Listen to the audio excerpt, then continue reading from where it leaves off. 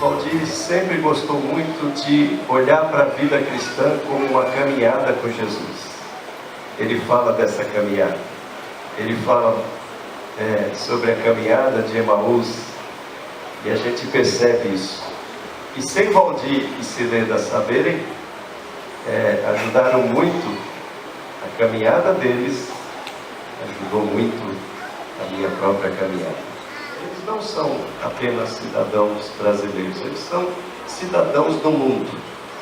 Porque pastorado na igreja luterana, participaram muitas vezes na liderança da fraternidade latino-americana, participaram da visão mundial, Brasil e também internacional.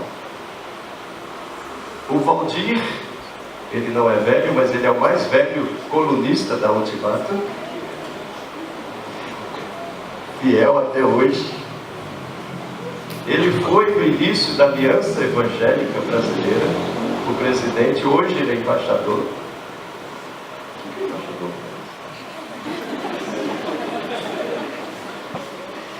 Então, a gente poderia ficar aqui e teria muito mais coisas para falar para eles, mas é uma alegria muito grande receber vocês. Vocês são amigos nossos. Boa noite a todos, todas que estão aqui com a gente nessa noite, para Cileda e para mim. Certamente é um privilégio, uma alegria estar aqui hoje à noite. É altamente simbólico, né, para Cileda e para mim poder estar aqui, poder celebrar os 50 anos. Eu estive nos 40, não pude estar no sepultamento do Rev, e estar aqui hoje é uma mistura de 50 anos e essa memória. Dias como hoje, Deus celebra ocasiões como hoje. Deus sorri com dias como hoje, e elas têm algumas marcas que são importantes para Deus. Não sei qual é a tua imagem de Deus, né? Como é que se pensa quando você visualiza Deus, mas poder visualizar Deus sorrindo, poder olhar para Deus e ter, né, nos seus olhos um brilho, ter de repente no lado dos lábios de Deus um sorriso emergindo, por ocasiões como essas, onde pessoas vêm de diferentes lugares, pessoas da cidade, vocês que são da casa, se reúnem e dizem: nós queremos marcar esse dia, nós queremos marcar esse ano, nós queremos celebrar esse momento. E Deus diz: eu também quero. São marcas, 50 anos, marcas na caminhada do seu povo, e que são marcas da fidelidade de Deus. Por que Deus sorri? Deus sorri porque tem uma história. Deus sorri porque são 50 anos. 50 anos de fidelidade, 50 anos de construção, 50 anos de sacrifício, 50 anos de comunidade, por comunidades que têm sido fiéis, por uma igreja como essa que 50 anos atrás, de alguma forma, juntou, nem sei qual era a moeda da época, né? 68 cruzeiro, era cruzeiro? Não era cruzeiro real, né? O que era esse negócio, né? Tantas moedas mudaram, mas um grupo de estudantes, uma pequena comunidade que diz: nós queremos, e nós vamos investir na Ultimato. construção, marcas de uma construção de comunidade, com fidelidade, e uma construção com sacrifício. Deus sabe que não se constrói sem sacrifício, e a senhora sabe disso. E o seu corpo, os seus anos, trazem a marca disso. Fidelidade, comunidade e sacrifício. Deus sorri, porque Ele é fundamentalmente um Deus de histórias. Ele é um Deus histórico. E dias como esse, eles sensibilizam a nossa memória. Dias como esse, como você acabou de fazer, Marcos, eles trazem à nossa memória histórias. E certamente no escritório, lá, né, na revista, durante esse ano todo, quando vocês disseram, nós queremos celebrar 50 anos no decorrer de um ano, na casa de vocês, né, os 50 anos, muitas histórias vêm à mente. Histórias de passos, para colocar numa linguagem, de movimentos e de perdas. Hoje, nesse culto, celebra os 50 anos da Ultimato. Quantos passos foram dados? Não sei. Não sei quem levou Viçosa mais para longe do que a revista Ultimato. A universidade levou Viçosa para longe. Muita gente estudou aqui. Doce de leite de Viçosa. Não. Tá bom, você gosta muito de doce de leite, né? Mas levou Viçosa para longe, né? Doce de leite de Viçosa. Ultimato levou Viçosa para longe. Passos de uma história. Quantos passos foram dados? Passos pelo Brasil inteiro. Não sei se você não conhece. Quem conhece Brusque aqui? Brusque. Você conhece Brusque? Ah, nossa, tanta gente conhece Brusque. Já vocês foram comprar malhas lá, né, em Brusque. Sábado passado, faz uma semana, alguém veio, disse para mim, olha, lá em Curitiba, olha, eu te conheço através da Ultimato. Eu sou de Brusque. Brusque, Ultimato. Tem alguma coisa? Tem. E você pode percorrer esse Brasil afora e você vai ver que o Ultimato deu muitos passos. Foi longe. Numa linguagem quase bíblica, alargou a tenda, isso? Deus vai alargando a tenda. Deus usou o Ultimato para levar a mensagem para longe. Porque essa é uma vocação que Deus nos dá. Deus nos dá uma vocação de caminhada, né? Deus nos dá uma vocação de andar. Deus nos dá uma vocação de vencer fronteiras, de ir longe, de ir para onde nunca se imaginou ir. O Ultimato foi, e foi através da palavra escrita, foi hoje, através da internet que leva, foi online, foi através da revista, através dos livros, através do SEM, através da rebusca, através dos diferentes ministérios, encontrou aqui um lugar para ser abraçado, para ser abraçado. Alguns de vocês foram tão abraçados que nunca mais saíram daqui. Mas muitos saíram daqui e disseram, eu estive em Viçosa, eu estive no SEM, eu fiz parte da equipe da Ultimato. Muitos de vocês que estão aqui hoje à noite fazem parte desse movimento e foram aqui acolhidos. Mas os braços desse ministério, eles foram muito maiores do que esse acolhimento individualizado e particularizado. Esses foram acolhimentos de fronteira.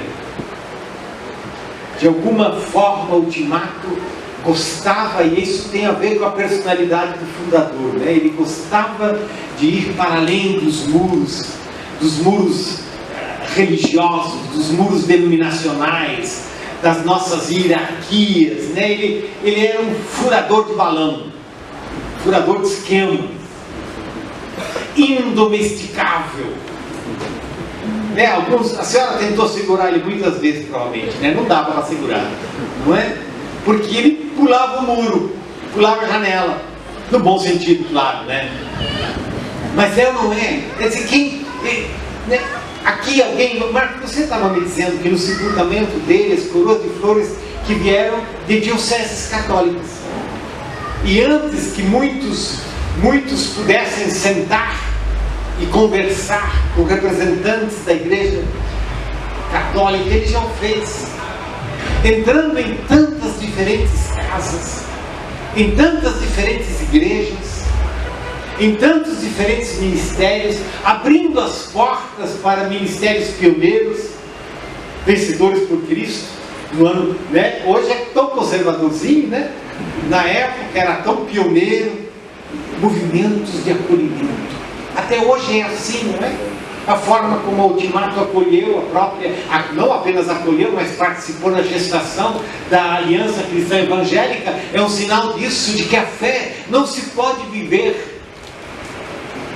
encastelado num aprisionamento que mata a alegria do Evangelho e mata o acolhimento ao outro e faz com que os braços sejam encolhidos. Esse ministério nos ensinou que os braços precisam ser longos e a gente precisa ir longe. Faz parte do Evangelho. O Evangelho gosta de ir longe. E o Evangelho tem braços muito compridos, porque eles acolhem como ninguém. E eles acolhem a quem nós esperamos não serem acolhidos. Ele, inclusive, acolhe a gente. O Ultimato nos aponta para esse Evangelho. A história dessa caminhada aqui também nos mostrou que esse caminho da obediência não se faz sem perdas e não se faz sem dores, não se faz sem sacrifício. Acho que uma das coisas que a Ultimato nunca aprendeu a fazer direito foi ganhar dinheiro. Tá certo? Nunca aprendeu, né? A ganhar dinheiro. Nunca aprendeu a abraçar, né, uma bênção assim, de prosperidade, né? Não, porque ela tem a marca do sacrifício, tem a marca da simplicidade, tem a marca de que é melhor dar do que receber. Por isso, a caminhada desses 50 anos, ela é uma caminhada cheia de lágrimas. Ela é uma caminhada de noite sem dormir. Ela é uma caminhada de orações incessantes. Ela é uma caminhada de agonia. Não se faz isso saltitando, alegre, se faz isso com luta, se faz isso com sacrifício, se faz isso com lágrimas. A obra de Deus se faz assim. A obra de Deus se faz com sacrifício, a obra de Deus se faz com lágrimas. E a Ultimato nos ensina um pouco de que é necessário caminhar assim, com sofrimento e com sacrifício e com lágrimas. E 50 anos requerem transição. Quem não fizer transição nos 50 anos está com problemas. E de alguma forma vocês fizeram transição. Eu confesso que muitos, eu pelo menos, algumas vezes preocupado, como é que eles vão fazer essa transição? Como é que vai fazer transição nesse ministério? E vocês fizeram, graças a Deus. Vocês fizeram a transição. Eu acho que eu não tenho ilusões, né, para dizer que foi tudo bem, tudo certinho, tudo bonitinho. Não foi. Mas foi com inteligência, foi com dedicação, foi com afinco. E até essa semana, acho que foi essa semana eu estava falando sobre isso com alguém, dizendo, olha, para mim impressiona, é bom, bonito de ver como você tem feito transição. A Bíblia fala de tudo isso, a Bíblia fala exatamente disso. A Bíblia fala de que a obra de Deus, na obra de Deus a gente caminha longe, na obra de Deus a gente alarga os braços, na obra de Deus a gente caminha com sacrifício e com lágrimas, e na obra de Deus a gente não é eterno, a gente precisa fazer transição. Moisés morre, Josué morre, e eu podia continuar, e o reverendo Elvin morre, e você e eu também vamos morrer. E tudo isso, fazer tudo isso sem perder a identidade, sem perder identidade, porque a identidade é o centro da vida, da nossa vida, e é o centro da Ultimato. Por isso que o tema desse encontro foi isso, não é? Desse final de semana foi isso, de geração em geração. Jesus Cristo é o mesmo ontem, hoje e para sempre. Uma das coisas que vocês fizeram, o Ultimato fez, foi alargar os braços sem deixar de saber quem vocês são, ou quem nós somos. Porque afinal, depois de tantos anos, eu já tenho um pedacinho desse negócio aí, não é? De quem nós somos, identidade. E a nossa identidade está enraizada em Cristo Jesus. Ele é a nossa identidade. Sem Ele, nós não existimos. E sem Ele, nós não sobrevivemos. E sem Ele, nós não sabemos para onde ir. A gente poderia dizer assim, que a Ultimato só podia ir longe, porque sabia aonde tinha fincado os pés.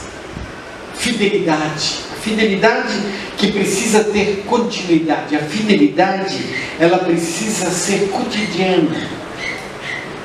50 anos, tem muitos meses, muitos dias, muitas horas. A fidelidade a Deus é algo que se decide a cada tempo, a cada dia, a cada hora. Nós vivemos uma igreja que passou a ser uma igreja tanto de movimentos e de momentos. Nós vivemos uma igreja, como eu falo muitas vezes, que a gente passou a ser uma igreja, a igreja beija-flor, que vive bebericando em um monte de lugares diferentes, sem ter âncora. A fidelidade precisa de âncora, e a âncora se constrói no decorrer do tempo, e se constrói através das pequenas coisas, das coisas simples, do dia a dia, da vida que se constrói através dos anos e das décadas. E você que é casado muitos anos, você sabe do que eu estou falando. É cada dia, é sempre de novo, é com ou sem mau hábito. Como se constrói uma caminhada assim? Uma caminhada assim se constrói com generosidade. E eu creio que essa é uma palavra que se pode aplicar para esses 50 anos da Ultimato. Generosidade. É uma marca da fé. Quem não é generoso não sabe abraçar. Porque ele está sempre ocupado. Parece até que eu estou falando de mim. Generosidade é uma marca do povo de Deus. O povo de Deus, ele não é raivoso. O povo de Deus não é beligerante. O povo de Deus não é arrogante. O povo de Deus não é petulante. E eu não creio que nenhuma dessas últimas qualificações podem ser aplicadas para a história desses 50 anos da Ultimato. Não é que ela fosse uma história sem pecados, mas ela foi uma história generosa. Como se constrói uma história assim? Com fidelidade, com generosidade e com serviço. Com muito serviço. Que tem a ver com o sacrifício, não é? Acho que nunca faltou serviço na Ultimato. Faltou serviço? Um dia nunca faltou serviço na Ultimato. Porque na obra de Deus não falta serviço. Na obra de Deus não tem desemprego. Na obra de Deus, sempre tem tanta coisa para fazer. E especialmente quando se tem um fundador como Heavy, que sempre tinha tantas ideias, não é? Ideias algumas vezes perigosas, né? Você nunca falou para ele: para com essas tuas ideias. Servir ao outro, uma marca de uma caminhada, onde o outro se torna uma referência, e esse outro é tantas e tantas vezes o outro pequeno, é o outro diferente, é o outro vulnerável, é o outro pobre. E que bom que é o Ultimato. Não, claro, começa como uma revista, mas de repente esse ministério se expande e até ele sai de dentro para fora, né? Para um outro CNPJ, para uma outra identidade. O Rebuscas, é assim? Hoje você me falou: olha, utilidade pública federal, quantas pessoas atingidas foram servidas, e o SEM, com sua vocação missionária. Ou seja, que bonito que essas coisas chegam juntas: a palavra, o gesto, a palavra, o pão, a distância, a missão, e assim que se caminha. Assim que se caminha não apenas como Ultimato, mas se caminha também como família. E hoje, quando nós celebramos os 50 anos da Ultimato, nós celebramos também a história de uma família que se instalou nesse lugar, né? Que chegou aqui, anos e anos, né? Se passaram, muitas décadas se passaram. Dona Janira, quantos anos, quantas histórias. As filhas, a Júnia, né, Júnia? Muito tempo, muitas histórias. A Lênia, a Jone. Eu até escrevi aqui para não me confundir, não é? A Clênia, Délio, Délnia, Emanuel, Tine, Marcos Bom Tempo. Acertei? Eu não vou entrar nos netos. É uma família. A Bíblia está cheia de testemunhos assim. Por isso hoje nós celebramos, nós choramos e nós esperamos. E essas coisas na caminhada de fé, elas se dão exatamente assim. A Bíblia está cheia de histórias assim. Aliás, de repente você que é um bom presbiteriano já estava meio nervoso, né? Porque eu não abri a Bíblia ainda, mas vou, Johnny, não te preocupa, não precisa me denunciar o Supremo Concílio, porque escute, eu queria ler uma palavra para nós hoje à noite, e gente, eu não estou lendo a palavra para começar o sermão, tá? Eu já estou no meio dele, para você não ficar preocupado, senão daqui a pouco vou cortar o microfone aqui. Veja essa palavra de Deuteronômio, capítulo 6, o versículo 20, até o versículo 25. Deuteronômio, capítulo 6, o versículo 20 a 25. Posso ler? No futuro, quando os seus filhos perguntarem a vocês o que significam esses preceitos, decretos e ordenanças que o Senhor, o nosso Deus, ordenou a vocês? Vocês lhes responderão: fomos escravos do faraó no Egito, mas o Senhor nos tirou de lá com mão poderosa. O Senhor realizou diante dos nossos olhos sinais e maravilhas grandiosas e terríveis contra o Egito e contra o faraó e toda a sua família. Mas Ele nos tirou do Egito para nos trazer para cá e nos dar a terra que, sob juramento, prometeu a nossos pais, a nossos antepassados.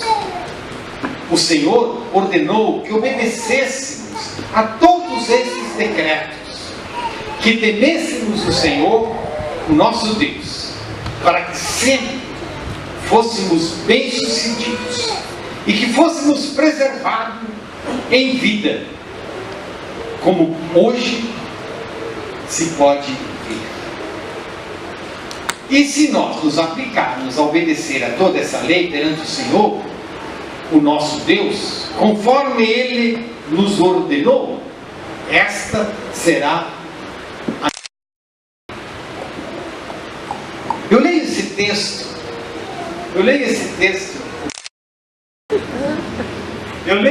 texto de Deuteronômio 6, e a verdade é que ele me inspira para tudo que eu falei antes, porque é disso que esse texto fala. E uma das coisas muito ricas com a Bíblia é de que ela é uma palavra que continua. A Bíblia não é letra morta, não é? A Bíblia, ela é um livro, é um livro cheio de histórias.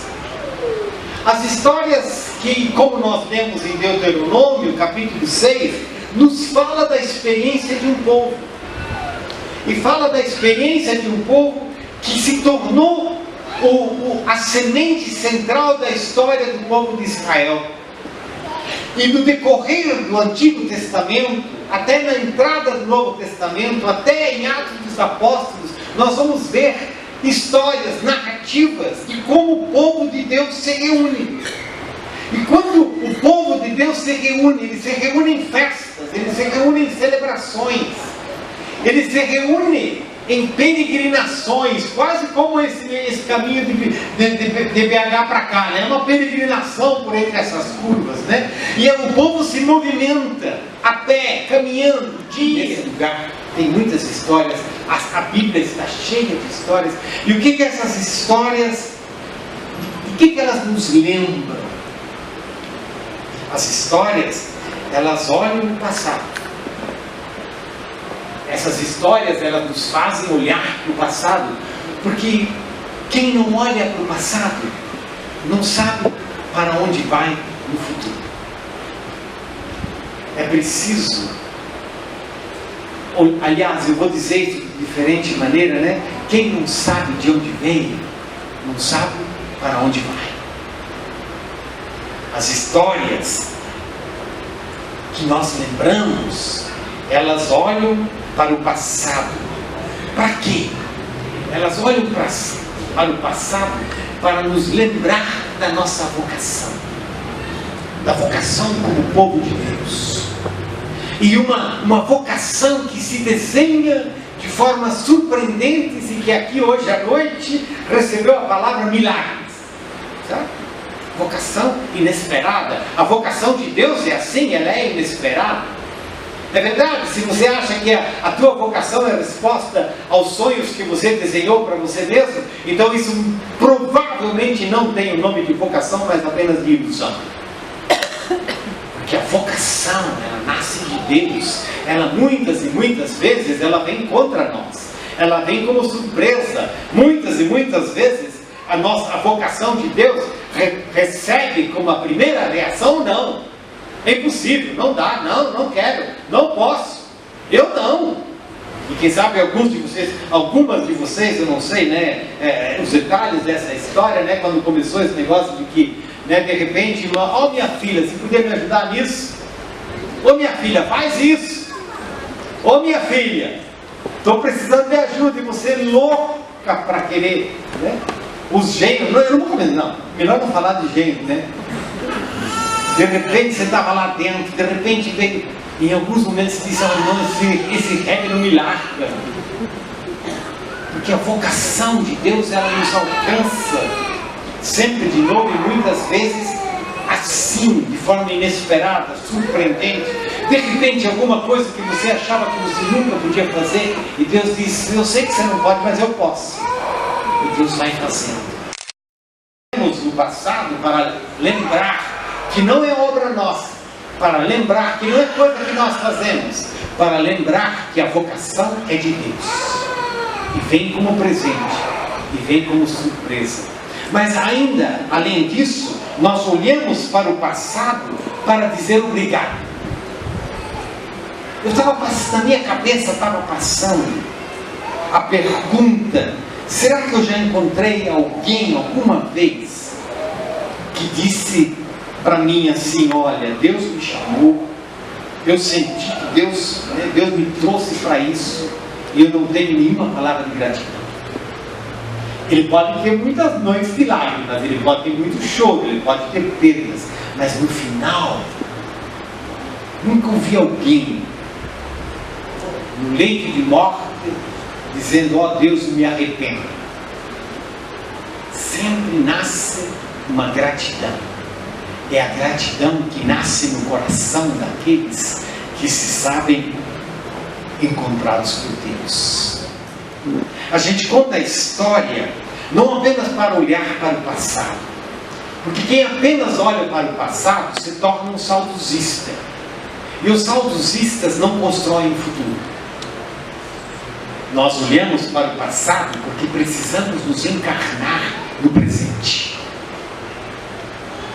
A história que nós contamos, a história que nós lembramos, é a história que nos coloca na estrada.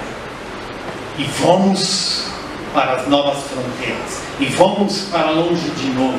Vamos. Nós contamos histórias para sermos lembrados da nossa missão. Nós contamos histórias não para que a gente simplesmente possa lembrar coisas boas, essas também. Nós contamos histórias para que a gente possa abraçar a missão. A história precisa nos pôr de pé.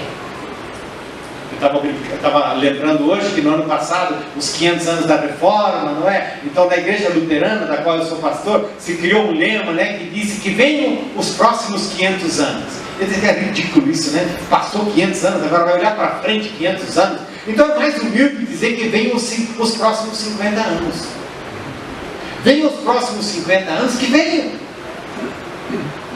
E que, como diria o gaúcho, que venha el toro, pero que venha em forma de bife. Não, isso não é o gaúcho, é o uruguaio. Venham os próximos 50 anos. Para quê? Para que outros passos possam ser dados. Para que outros abraços possam ser dados. Para que outras lágrimas venham.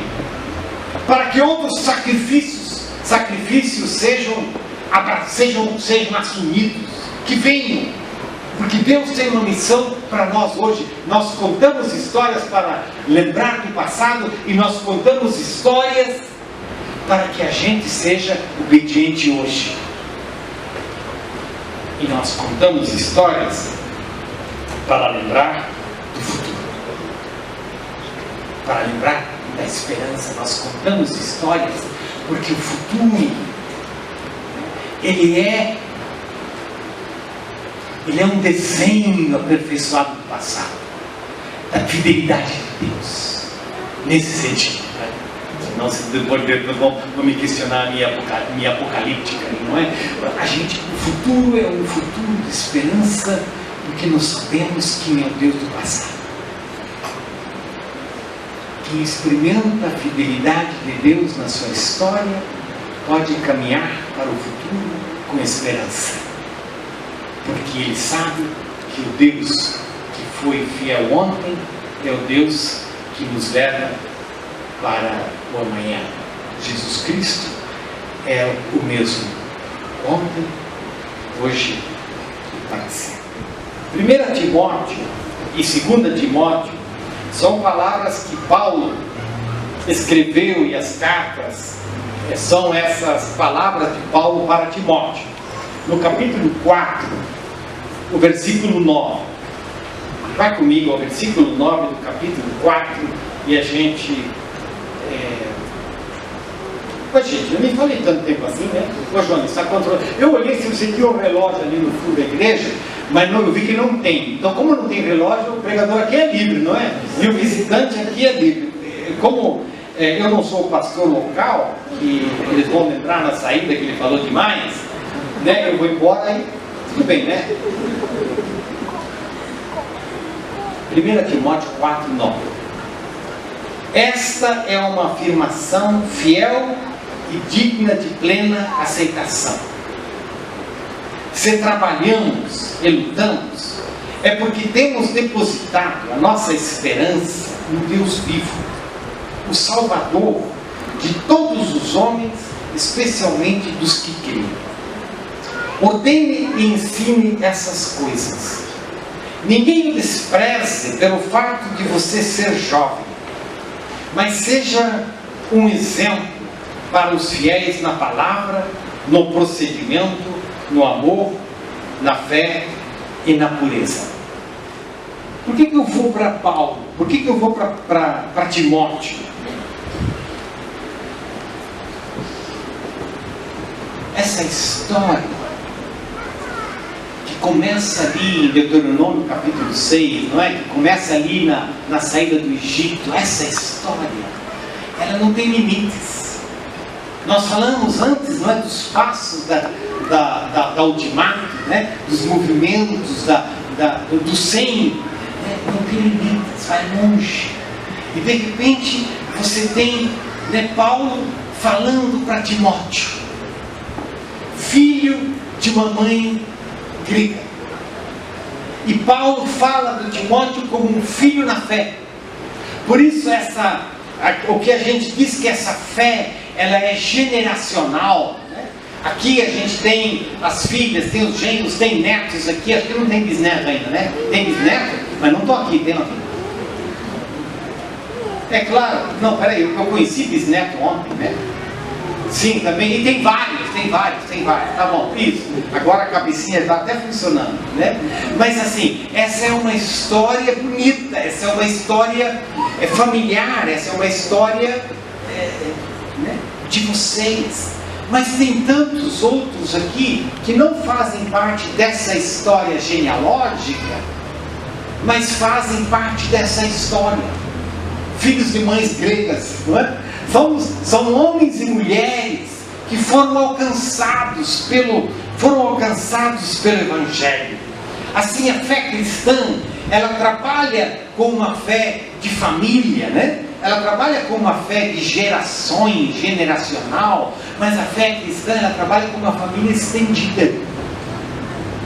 Uma família estendida, que acolhe pessoas que de repente se chamam Timóteo, que de repente se chamam Silas, que de repente se chamam Barnabé, que de repente se chamam Apolo, que de repente se chamam, e de repente alguns dos nomes lá das cartas do Novo Testamento vão surgindo, porque Deus vai formando, marcando e forjando essa família.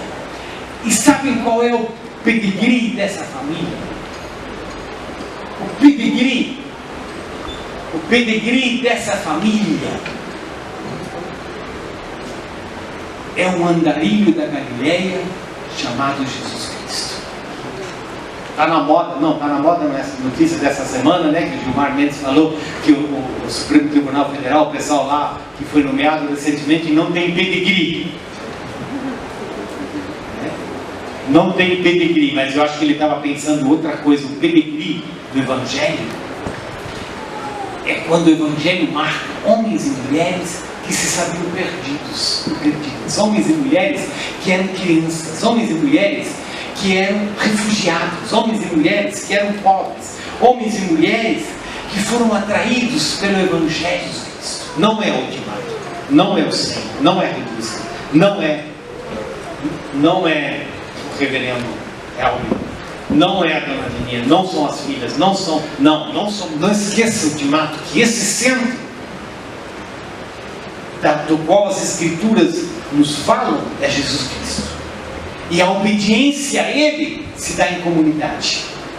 Por isso o Ultimato não pode caminhar sozinho. Por isso o Ultimato precisa caminhar na família de fé, como vocês têm, como se tem procurado fazer no decorrer dessas décadas.